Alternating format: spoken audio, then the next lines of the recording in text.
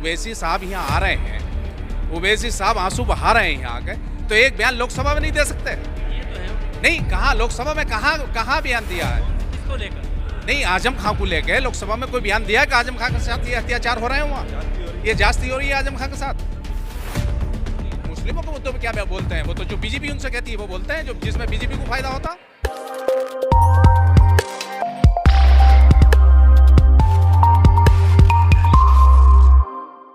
आजम खान साहब की वो छवि है कि मेरा ख्याल के उत्तर प्रदेश में किसी नेता की ऐसी छवि नहीं है। आजम खान के साथ कम से कम 40 साल हो गए मुझे जोड़े हुए। आजम खान को मैं खूब अच्छी तरीके से जानता हूँ। ऐसे छवि के आदमी, ऐसे ईमानदार आदमी, ऐसे संजीदा आदमी और इंसाफ परस्त आदमी, उस आदमी को जेल के अंदर घुसेड़ दिया। यहाँ के लोगों ने तो मुकदमे दायर कराए। नहीं, यहाँ के लोगों ने मुकदमे दायर कराए। कौन सा मुकदमा दायर करा रहे? यहाँ के लोगों को टारगेट करा डीएम ने, और टारगेट करने के बाद उनसे मुकदमे लिखा है। आने दो आजम खान को बाहर। अरे आजम खान को बाहर आने दो। आप ये कहना चाह रहे हैं कि पहले प्रेशर किया इन लोगों को, इन लोगों के ऊपर प्रेशर डाला है, इन्हें टारगेट करा, इनसे मुकदमे लिखा है। इन्होंने खुद मुकदमे थोड़ी लिख दिए कि आजम खान ने किसी जमीन का पैसा नहीं दिया, सबका पैसा दिया है। सब पैसा देकर जमीनें खरीदी गई हैं जौहर यूनिवर्सिटी के लिए, और सबकी रजिस्ट्री हुई हैं। ऐसा नहीं है किसी आदमी को पैसा नहीं दिया। और जहाँ योगी जी की बात है, योगी जी अपने गिरबान में कुछ हाँक के देखें। योगी जी का टेस्ट जो चल रहा है उसमें कितने लोगों की बिना रजिस्ट्री की जमीनें उनके टेस्ट में है।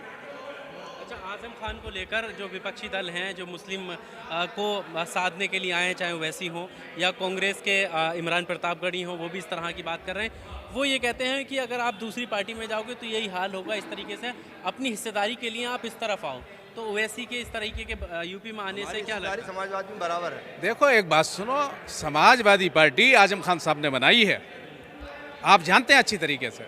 ये जनता दल थी, मुलायम सिंह नेता थे, विपक्ष के नेता थे।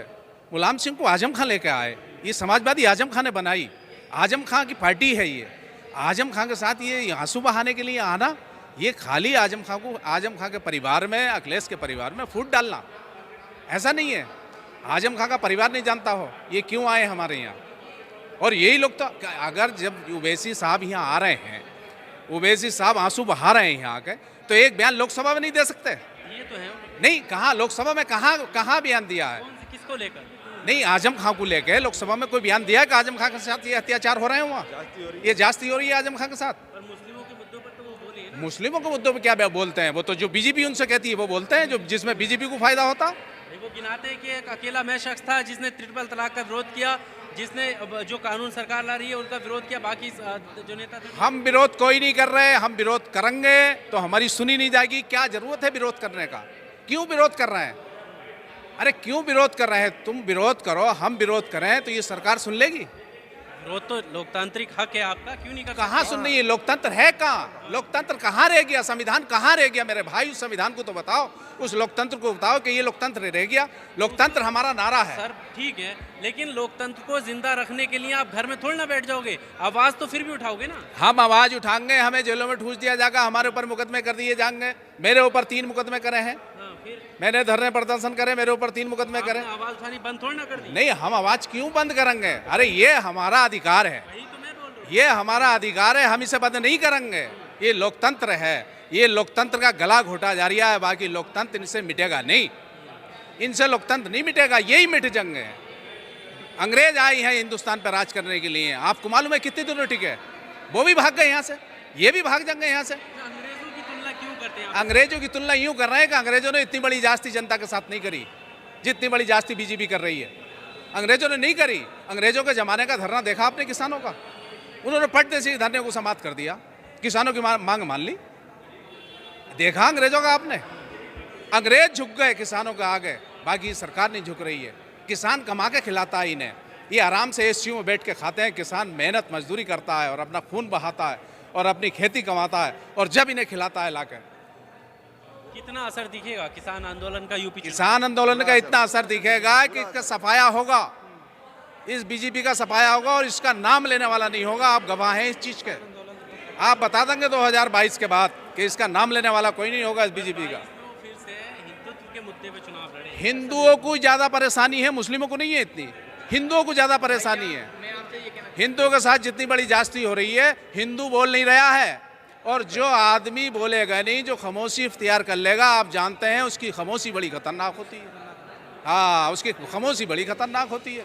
वो अपना गुस्सा वोट पे दिखागा।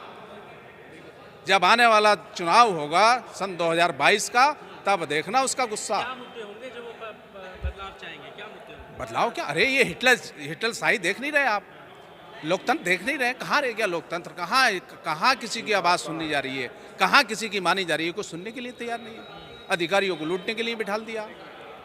अधिकारी लूट रहे हैं, कोई सुन ही नहीं रहा है किसी की। आदमी जायज काम के लिए जा रहा है, उसका काम नहीं हो रहा। ये तो पूरा हिटलर शाही हो रही है। जो अंग्रेज करते थे वो हो रही है। अंग्रेज की हुकूमत के खिलाफ किसी ने आवाज़ उठाई तो उसे जेल में घुसेड़ दिया। बीजेपी के खिलाफ किसी ने आवाज़ उठाई, उसे जेल में घुसेड़ दिया। आज बीजेपी के खिलाफ आवाज़ उठाओगे तो देशद्रोही हो गए। आज बीजेपी के खिलाफ आवाज़ उठाओगे, कोई अपनी जायज मांग को अगर लेके चलोगे तो देशद्रोही हो गए। ये है कानून, ये है लोकतंत्र, ये है संविधान। बताइए आप। नहीं, अखिलेश यादव जो उनके मदद करने की है वो मदद कर रहे हैं। जहां उनका दखल देने का है दखल दे रहे हैं, परिवार से मिल रहे हैं, सारी समस्याएं सुन रहे हैं। वो बाकी कुछ कानूनी मामले हैं जो अदालत के जरिए निपटेंगे। ऐसा नहीं है कि अखिलेश यादव मदद नहीं कर रहे हैं। अखिलेश यादव बराबर मदद कर रहे हैं। अखिलेश यादव ने काफ़ी मदद करी है और कर रहे हैं वो। यहाँ पर समाजवादी पार्टी के समर्थकों में अखिलेश यादव या पार्टी के प्रति कोई गुस्सा है? कोई गुस्सा नहीं है, कोई गुस्सा नहीं है। अखिलेश यादव नेता हैं हमारे, आजम खान नेता हैं हमारे, आज भी नेता हैं, कल भी नेता हैं। उनके अंदर कोई ऐसी बात नहीं है, कोई बदलाव नहीं है। ना बदलाव है, मेहनत कर रहे हैं आजम खान साहब के लिए। अच्छा, आगामी चुनाव को लेकर क्या लगता है, किस तरह की परिस्थितियाँ रहेंगी? चुनाव जीतेंगे, सरकार बनेगी, अखिलेश यादव मुख्यमंत्री बनेंगे। भाजपा को तो उखड़ के फेंक देंगे यहाँ से, जनता ही फेंक देगी। क्या दिया जनता को? आप मीडिया हैं, मीडिया वाले हैं, आप असलियत तो देखें। आप असलियत देखें, कहाँ लोकतंत्र रहा। अंग्रेजों ने इतने जुल्म नहीं करे जनता के ऊपर जितने ये सरकार कर रही है। किसानों का देखें आप, क्या करा किसानों के साथ। किसानों का आंदोलन अंग्रेजों के ज़माने में इतना लंबा नहीं चला जितना लंबा आंदोलन आज चल लिया है। हिंदुस्तान के अंदर, हमारे भारत के अंदर एक ही नारा है, जय जवान जय किसान। कहाँ गया किसान?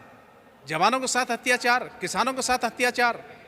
क्या कर रही है ये सरकार? पर वो उनको सरकार जो है उनको किसान मानने तैयार नहीं है ना। वो तो कह रहे हैं हम आय दुगनी करने, किसानों को मजबूत करने के लिए ऐसे कानून ला रहे हैं, लेकिन ये लोग मान नहीं रहे। ये आप जानते हैं अच्छी तरीके से कि भारत हमारा तीसरे नंबर पर आया हिटलर शाही में।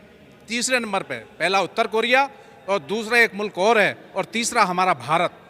ये क्या करेंगे? अरे हम किसान हैं, हम किसान हैं। वो कानून हमारे मर्जी का नहीं है, वो सब रिजेक्ट कर दें। कानून हमारे लिए तो बना रहे हैं, हम नहीं चाह रहे उस कानून के लिए। क्यों बना रहे हैं? एक चीज़ हमें दे रहे हैं, हमें वो फायदे की चीज़ नहीं है, हम क्यों लें वो चीज़? अरे हिटलर शाही नहीं है तो और क्या है?